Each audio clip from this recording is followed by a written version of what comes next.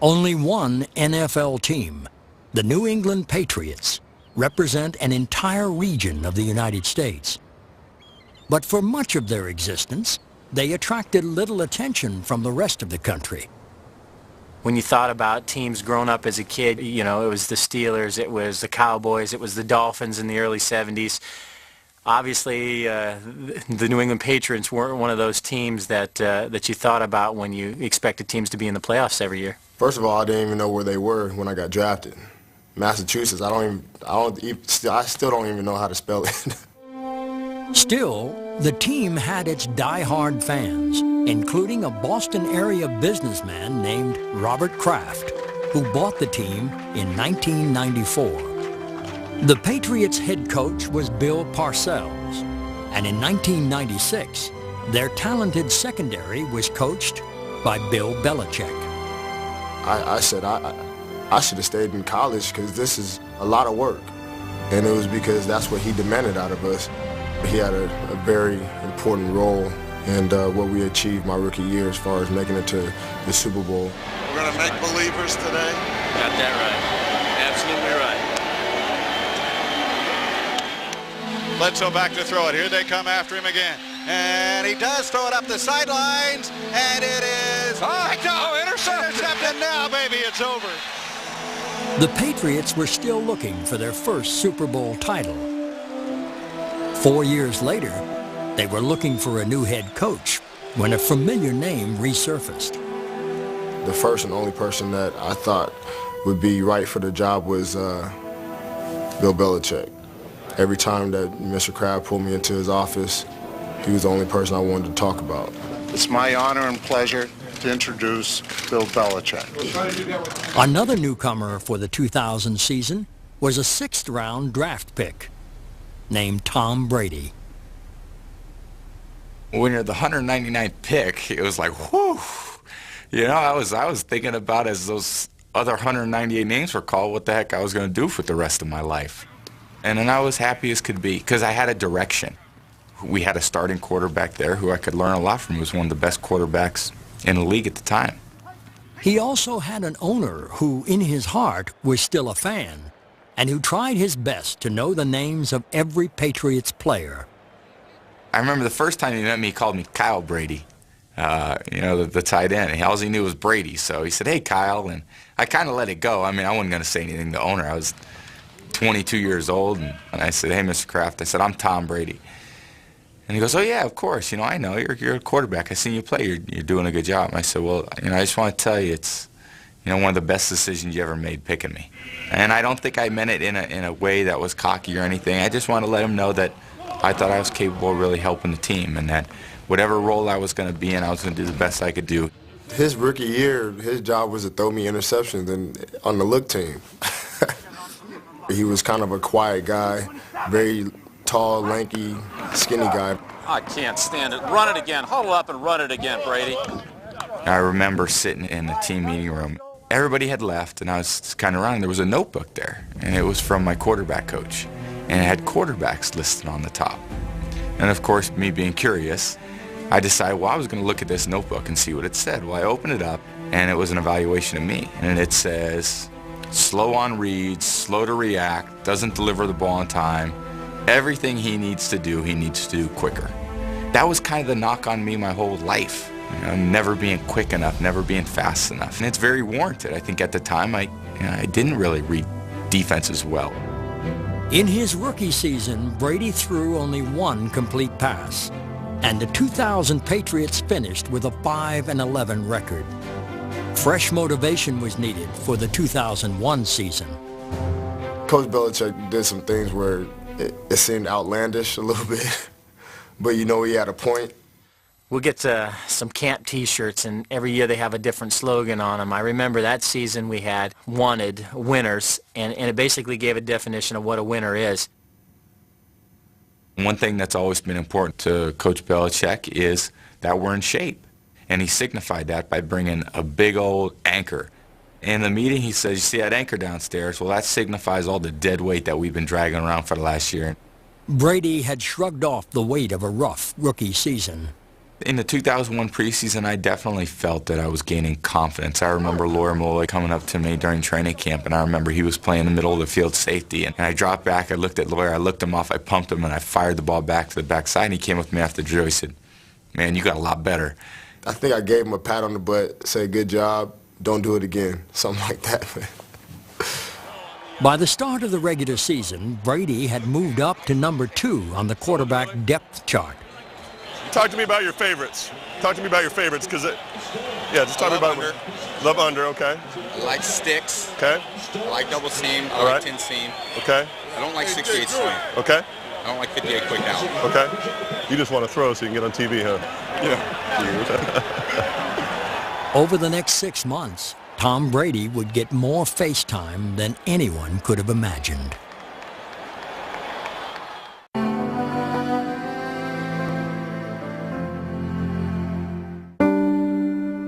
For the 2001 Patriots, a year that ended in triumph began with tragedy.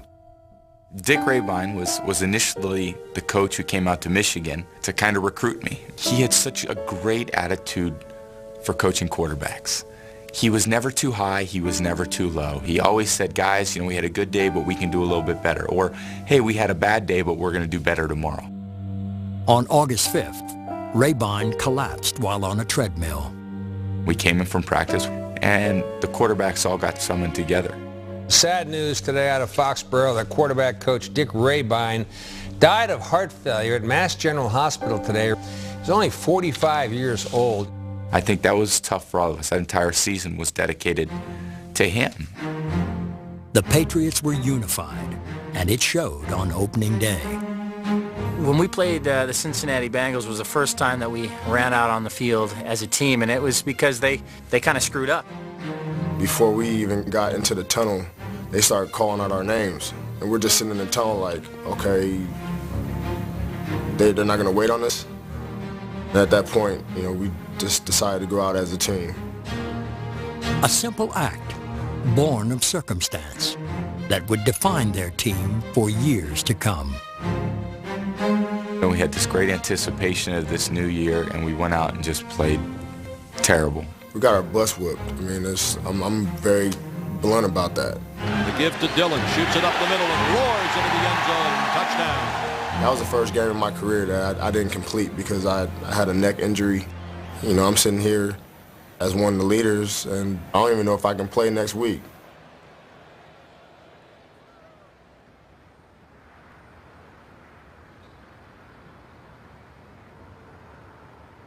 It was a Tuesday morning, and I remember driving in to the stadium. And, it's our day off, and I wanted to go in there and work out and try to get the game plan down. And I remember listening to the radio in the morning, and there it was. First time having to report early for the training room session because I was hurt. I get a call from my girlfriend at the time, which is my wife now. She said, "Baby, somebody flew a plane into the towers in New York." So I rushed to the training room. Sure enough, there it was on the television.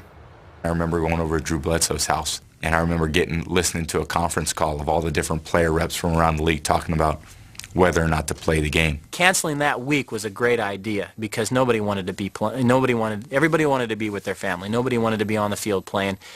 But the following week, getting back felt right. One of our players, Joe Andruzzi, had 3 brothers that were firefighters in the Twin Towers that made it out alive, and they were on the field with us at the coin toss. It just really brought back, the first moment you went to kindergarten, you learned how to do the Pledge of Allegiance. For Drew Bledsoe, a day of healing became a day of pain. When you're one of the backup quarterbacks, anytime the quarterback runs out of the pocket, you're buttoning your chin straps up. It was the hardest hit I've ever heard. I remember saying to Drew, "You sure you're all right? You sure you're okay?" He's trying to get his bearings. He goes, "Well, how do we call that check with me how do we call the check with Mees? I said, how do we call the check with Mees? And I looked over at Dave and said, we got to get him out of the game. I mean, he couldn't remember anything. In that moment, 2 careers were changed forever. The Patriots organization would never be the same. Still, that moment was easy to miss. I felt like I was in control, but the proof's in the pudding. You got to put the points on the board, and I didn't do that. Direct snap to Brady, floats it toward the end zone, jump ball, and it is incomplete. I remember that night going to the hospital. I think only then did we realize the extent of what had happened.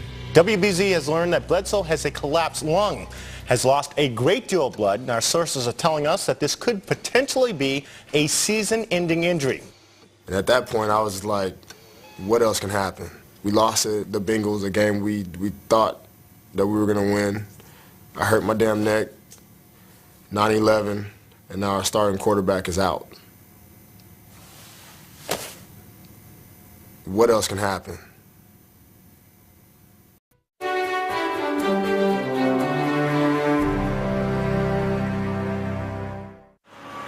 Patriots owner Robert Kraft was building a new stadium to replace Foxborough. Now his team needed a new quarterback to replace the injured Drew Bledsoe.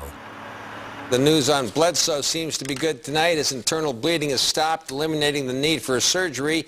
Bledsoe's injuries will thrust second-year backup Tom Brady into the starting role for this Sunday's matchup against the high-powered Indianapolis Colts. Everybody kind of went up and that week in practice said, all right, if we're going to have a good season, you're going to be our man the next 6-8 weeks, so let's go. Let's get it done. I've always told myself, if you ever get this opportunity, because you never know how many you're going to get. And when you do get your opportunity, you better be ready to take advantage, especially how competitive this league is and how good every team you play is. Drew Bledsoe returned to the sideline in time for Tom Brady's first NFL start. We needed a win against the Colts in Week 3. We're 0-2. They're 2-0. They're scoring a ton of points. We need to find a way to play better and get a win. Not anything against Peyton Manning or the Colts. We just kind of had their number. Back to throw is Manning on 2nd and 18. Fires to the right. It is intercepted. It was a different feel in that game, and we felt great about what we were capable of. And we went out there and for the first time in a year and a half, really like, man, this is the energy we got to bring every week. The only thing they brought to Miami was inconsistency.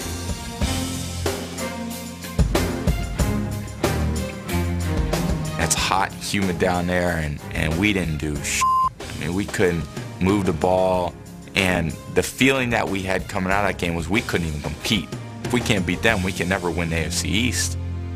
The day we got back, Coach Belichick brought us out onto the practice field over the corner where there was a hole, a big 4-foot deep hole. He says, you guys see this ball? This is a ball from the game yesterday, and this is what I think of it. And he throws it in the hole, and he takes a shovel and starts throwing dirt on it. And after he throws dirt on it, he said, that game's over. We're burying it, and we're moving on. I remember stomping on top of that and said, you know what? It's over.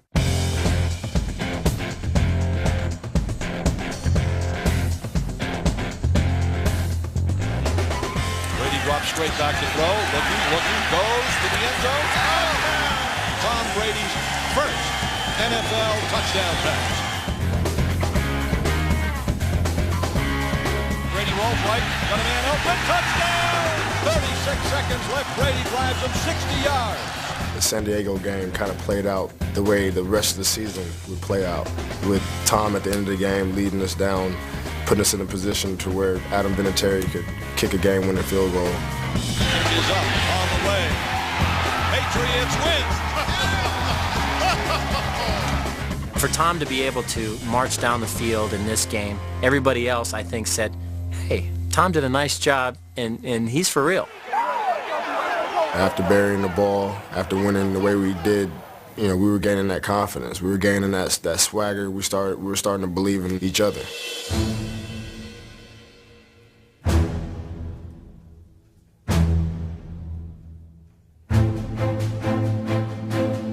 The once 0-2 Patriots worked their way to a 5-4 record in time for their biggest test of the regular season. I think the pivotal time in that season was the game against the St. Louis Rams the first time. We're 5-4, starting to feel good about ourselves again. But this was the greatest show on turf coming in. This is the team that everybody labeled, the Super Bowl champions before the season. All the publications had them winning the Super Bowl. Warner steps up, fires for the end zone, caught, touchdown Rams. In cuts, slants, and in cuts. That's the game. I think you're always trying to compare yourself to other teams and trying to figure out where you stand. I think that game, even though we lost, gave us some confidence. And if this is the next Super Bowl champions, hey, they're not that much better than us.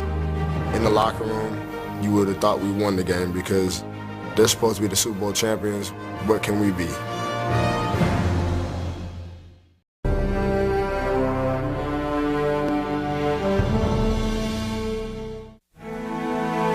Tom Brady had won 5 of his first 8 starts, but in many ways, the 2001 Patriots were still Drew Bledsoe's team. We know that the inevitable day is going to be here where Drew's going to be healthy, Tom's playing well. What's going to happen here? No disrespect to Tom, but without Drew getting hurt, he would have never seen the field. At that point, Drew Bledsoe was our franchise. They just signed him to a new 10-year deal. He was the man at the time. A great debate raged across New England. Number 11 or number 12? We poll the coaches, we're going to poll the fans, we're going to poll the fourth graders, we're going to, the barbers, we'll poll everybody. And you would just assume that a guy like Drew Bledsoe, if he was ready to come back, that he would get his starting job back. That's me as a teammate looking in. The thing about playing quarterback is only one guy gets to play, and I want to play and Drew wants to play, and who wouldn't want to play? It's almost like to like one person, you have to dislike the other, and that's not the way it should be, and that's not the way it is. With a 5-5 record, a hard decision was finally made. Coach Belichick just said, hey, Tom is our quarterback for the rest of the season. That's final. That's what Mr. Kraft's paying me to do. And that's what I'm going to do. I'm going to make the decisions that I think are the best for the football team. T-E-A-M as in team. Drew was very upset about not being the starting quarterback. Are you hurt, frustrated, or how do you feel? Next question. In any way, did you see this coming, Drew? I'll just put it this way. I look forward to the chance to compete for my job. And I'll leave it at that. You never want to lose your job. Anyway, you definitely don't want to lose it because you got injured and you expect to get back on the field. But he comes back in and says, as I said yesterday, I'm going to do whatever I can, as I always have, to help this team win. And one thing that falls into that heading is to try and conduct myself in a manner that allows the players on our team to support both Tom and myself. And if that means standing on the sideline and helping Tom, that's what I'm going to do. You going to call for me? You want me to? Yeah. Okay. Yeah, I'd love to. Yeah, I'd love to. I'm a great coordinator. I think from Drew's standpoint, the one thing I'd say about him is he was always rooting for me very genuinely and rooting for the team because that's the kind of player he was. It was time for the home stretch of the 2001 season.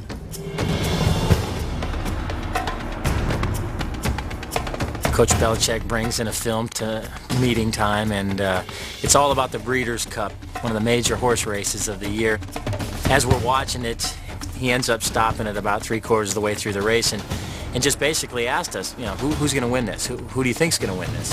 And as we're throwing out answers, this or that, he basically just stopped and said, who cares? It's not over yet. A lot of times in a horse race at that quarter pole, the best horse ends up making a move. And all the work that we put up to that point got us ready for that last stretch drive.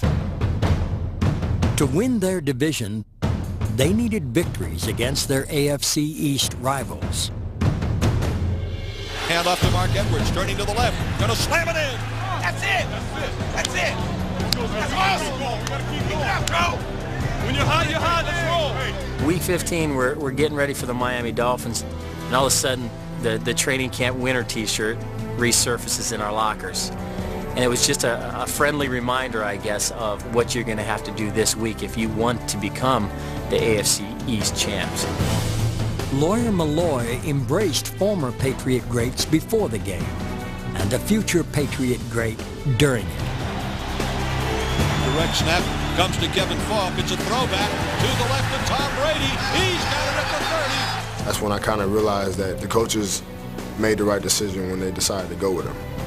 You know, not taking anything away from anybody else, but this was our guy in order to be successful this year.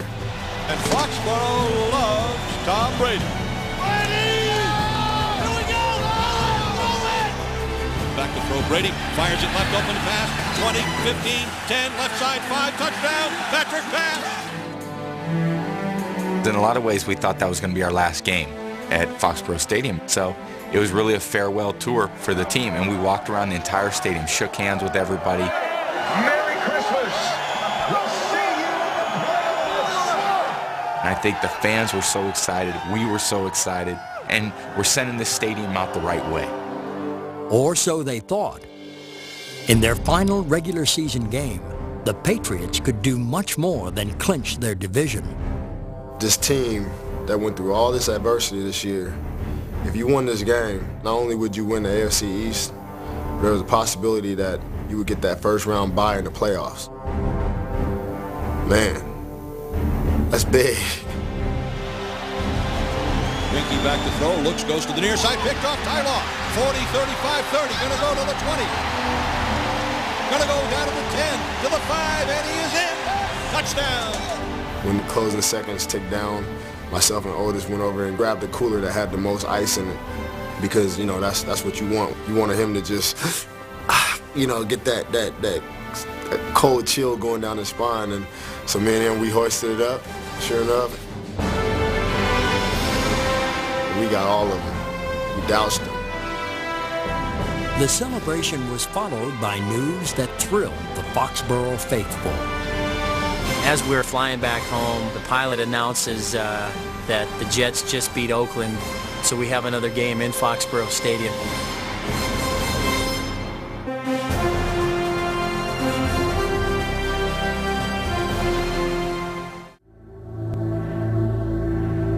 The Patriots' 2001 postseason began with one of the most dramatic games in NFL history. I believe a few hours before the game, Belichick and Mr. Kraft decided to remove the tarp off the field a little early. Belichick does whatever he needs to do to try to get an edge in a game, and sometimes that means crappy field conditions for me. It was a lot of snow, and it started about 3 or 4 hours before the game. And that's right when you're driving in. Well, there was a huge backup on the road, and I'm sitting there in my parked car about a mile from the stadium not moving. So I called our security guy, and I said, "Frank, I'm stuck in traffic. I need help." So he sent a police escort about a mile out that, you know, found my car, and I followed them into the stadium. Got there, changed. 20 minutes later, I'm on the field warming up. Well, you know, me being a knucklehead, I go out there in a T-shirt, you know, to prove to everybody that this weather's not going to bother me at all. I didn't feel like it was home field advantage. I was cold, man. Lawyer Malloy showed a quiet confidence. Tom Brady, just confidence. We're going to get this one. Promise? I promise that.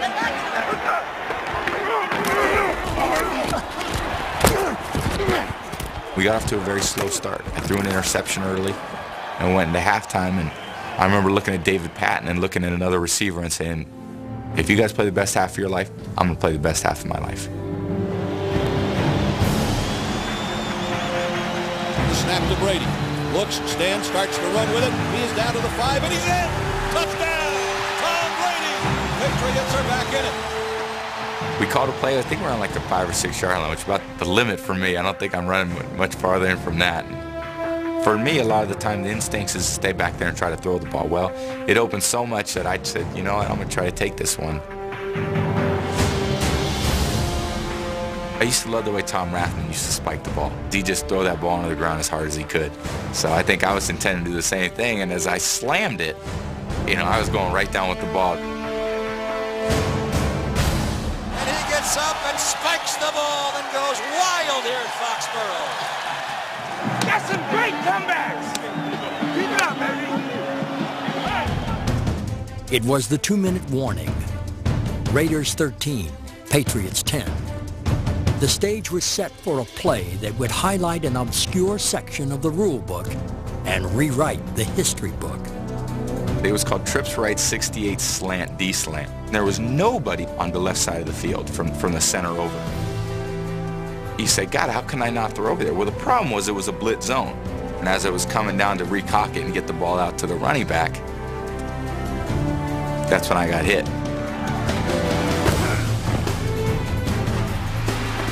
The Raiders have the ball. Charles Woodson came on a corner blitz, and he rocked his former Michigan teammate. And I ran off the field, and I was so pissed. I mean, I couldn't believe that I'd fumbled the ball to lose the game. Damn, the game's over. That's what I was thinking, like, game is over. The play is going to be reviewed, though, Greg. Why? NFL Rule 3, Section 21, Article 2. The tuck rule. After reviewing the play, the quarterback's arm was going forward. It is an ankle. All right. Patriots retain the ball. You know, I'm a strong proponent of the rule now, but at the time, I definitely, you know, I'm not going to pretend that I had any idea that that ruling would come out the way it did. It was overwhelming at that point, you know, just to have another chance, have another season, and that's pretty much what it was. It was much more. It was the first brick in the foundation of a dynasty. This AFC semifinal boiling down to a very exciting finish. The Patriots, Adam Vinatieri can try to tie it. The Patriots' season depended on a 45-yard field goal into the wind in a snowstorm. I know that's a real low percentage kick. How many times would I make it if you gave me 100 shots? I don't know, 10 maybe. Kickoff on the way, and it is gone. It is gone. 45 yards. Adam Vinatieri kicks it through the snow, and we're tied at 13. Looking back at it, it's probably the most difficult field goal I've ever had to attempt to make, and probably the one that I'm the most proud of. In all my years in the NFL, I think that was the most amazing, you know, play I've ever seen. With Brady setting up Vinatieri in overtime, the outcome seemed almost inevitable.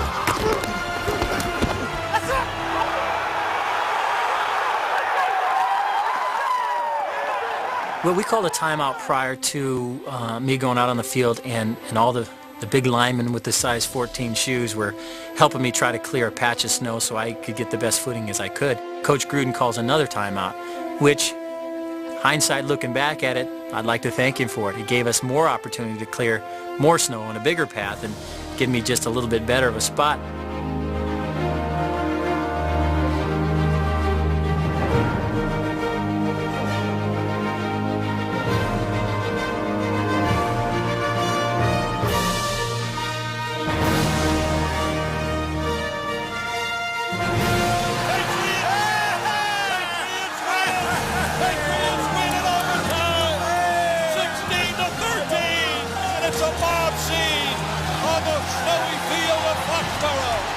I talked to a lot of fans after that game, and not a one of them told me they were cold.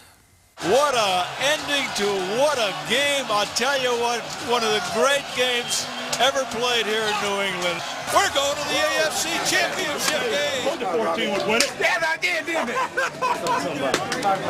Never a doubt, Marty! Never a doubt, Marty! Yeah! Yeah, baby! Never a doubt! I think we celebrated that win for about a half an hour after the game. And then we went, we got to play a pretty dang good team in Pittsburgh who are expected to beat us, so let's get back to work.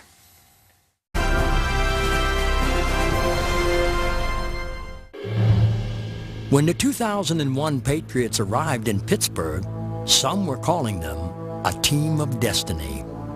I hate that word, destiny, because it makes it sound like we didn't earn it. We had a chip on our shoulder, and Lawyer Malloy had a bigger chip than most. First of all, I'm a very upset individual all the time, or at least I give that persona if you don't know me. We went by this storage room. You see a whole bunch of suitcases packed up. And we found out that, before the game, that the bags in there was the players' bags and their families' bags, because they were leaving right after the game to go down to New Orleans to play the Super Bowl. You don't do that to the Patriots. Yeah, we're coming, baby! I'm happy to report that despite all the prognostications of doom, the Patriots have shown up here today and will take the field against the Steelers. But their storybook season was about to take on a new twist. And Brady's down. Brady is down in the backfield. Oh, boy.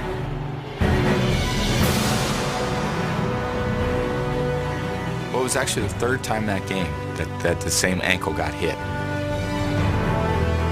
Lo and behold, who comes in? Number 11. Such is the nature of fate in professional football. Kind to one, simultaneously cruel to another.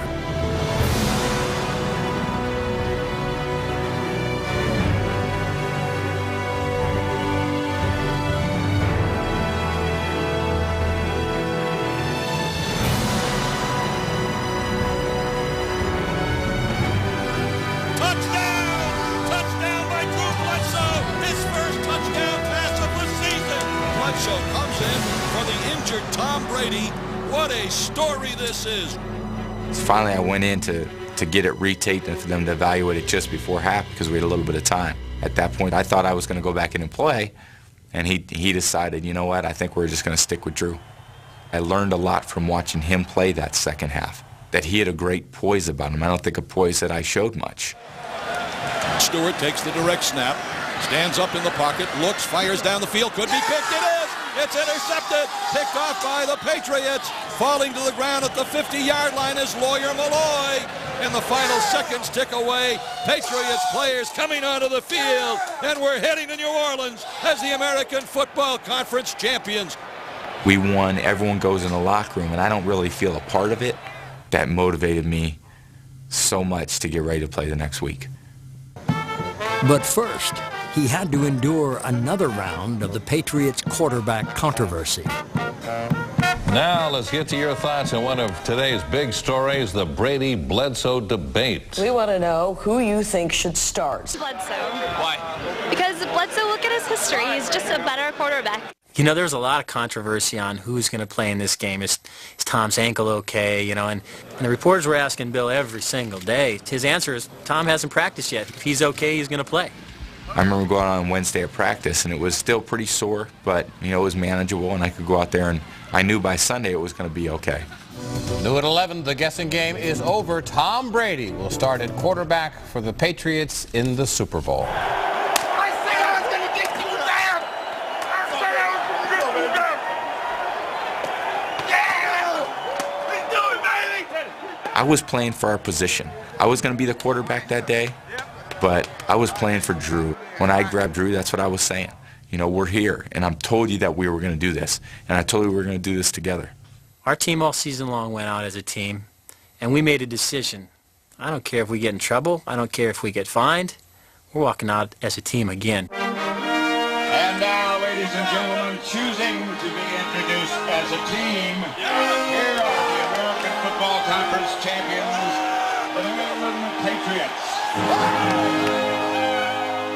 I mean, that's the most excited you ever are as a player, and you realize every sporting eye in the world is going to watch you play.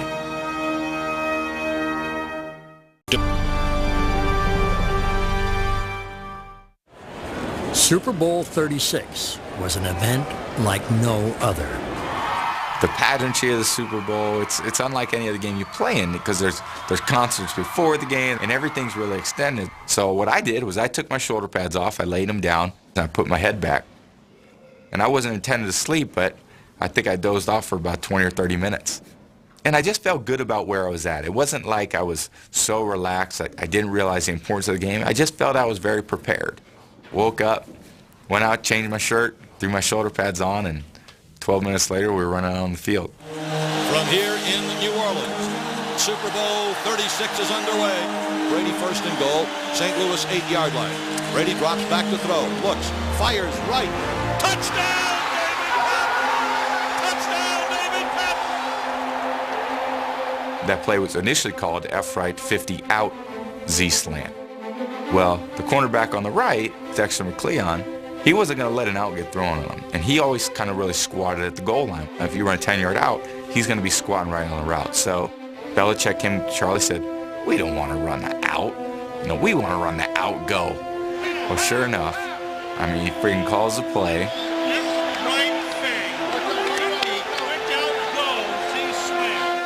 Drop back, soft corner on the right. He squats at the goal line. I pump it. He takes the cheese. Chief runs around him, and he spins around and makes just an unbelievable catch. I mean, boy, at that point, we were feeling pretty darn good about the score, and we ran at halftime thinking it's going to be tough for them to beat us.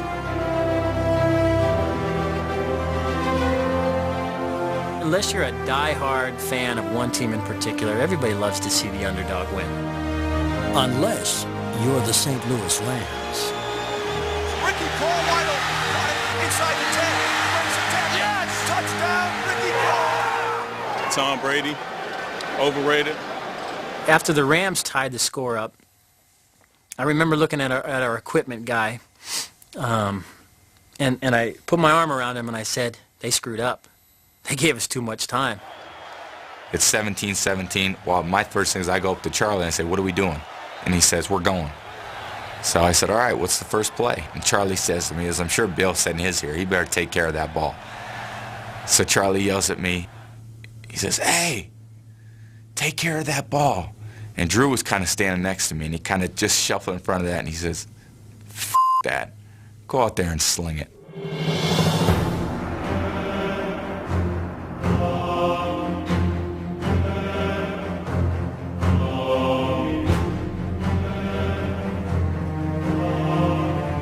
I remember almost getting strip sacked on the first play.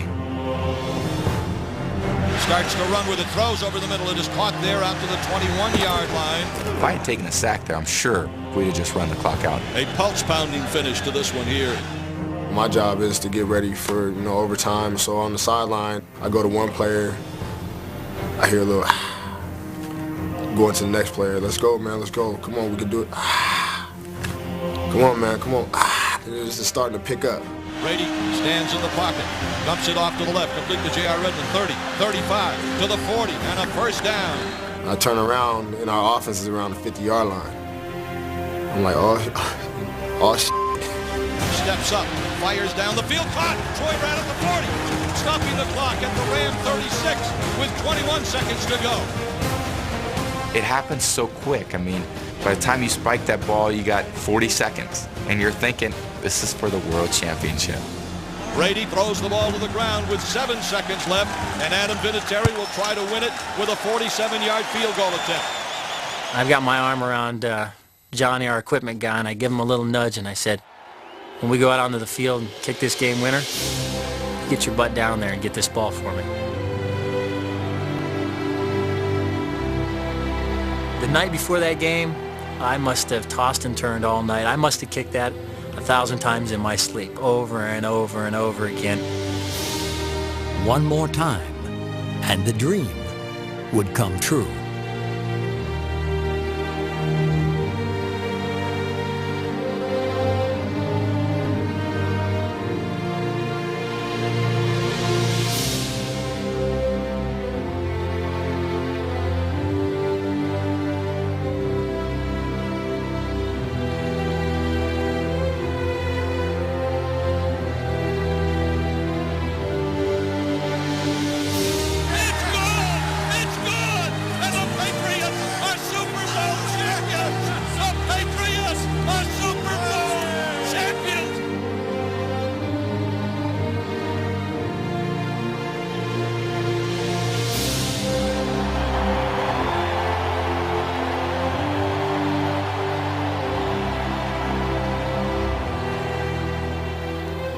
It was probably the third best feeling besides the birth of my children. I remember I had my sisters down the other end. We are so proud of him! I remember catching their eye because I was facing that way, and I pointed at them, and I put my hands on my head like, can you believe this has happened? We're all jumping around and celebrating and stuff. Our equipment guy came back over to me and gave me a big hug and said, I got that ball for you, man.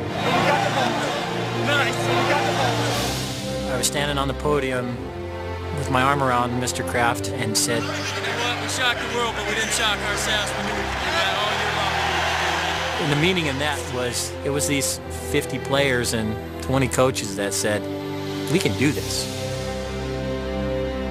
One thing that's always been important to Coach Belichick is, he said everybody flies down is flying back with us. So, he got asked to go to Disney World. We're going to Disney World!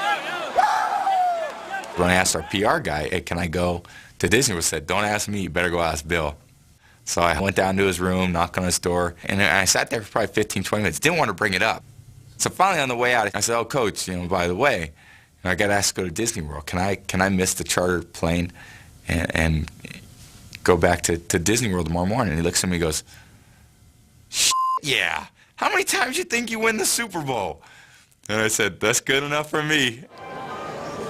Tom Brady would become the Prince Charming of the National Football League, while Drew Bledsoe was traded to the Buffalo Bills after the 2001 season. Here we go, 12. You're the man, baby. You are the man.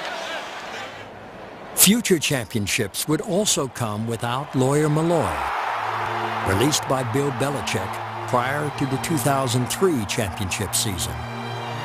Yeah, Lawyer was a captain. He was a good player. I'd say it's probably the toughest decision I've made as a head coach. I have a lot of memories from that season and from Coach Belichick. There's been a lot of things that happened since then. Not all of them have been positive, but I'm proud of that moment I was captured. We are all Patriots, and tonight the Patriots are world champions. To see what one team could do for an entire community and for an entire country is as special as anything that's ever happened in my life. With everything that happened that year, the symbolic part of us being Patriots, the death of one of our coaches, Dick Rabine, the injuries to Drew, everything that happened that year, it just seemed like there was a special power out there trying to make us win. I don't know if God watches football and cares, but I think he was a Patriot fan. I really do.